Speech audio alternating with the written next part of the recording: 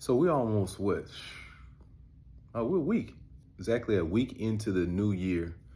And I think this is a time a lot of people drop off with their New Year's resolutions, whatever they were doing, whatever they said they were going to make happen. I think statistics show that most people have stopped that at this point, which is crazy. When you think about it, how that we're so predictable as humans, like our behavior is so predictable, like we function off so many different patterns.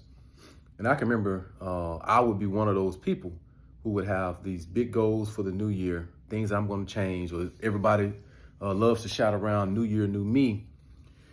But then I started seeing life just a little differently. I started seeing life not in calendar years, but just in days and moments and hours. Is that you can become a totally different person or start a whole new year tomorrow.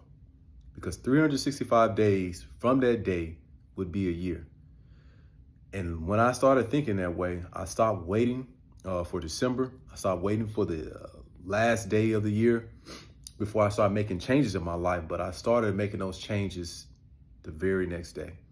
I started with that day that I no longer want to be this person and that I desire to be in this position. And as soon as I started seeing my life like that and started to make moves and changes and adapt,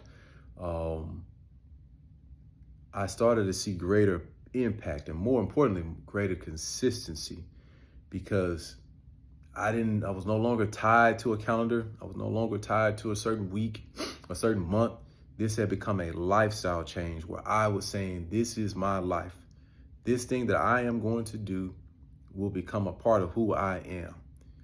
And so I would encourage you, if you started off your New Year's resolution and you're still trying to move forward with it, that you shift your focus from seeing it as something that happens in January, and you start seeing your New Year change as something that can happen daily.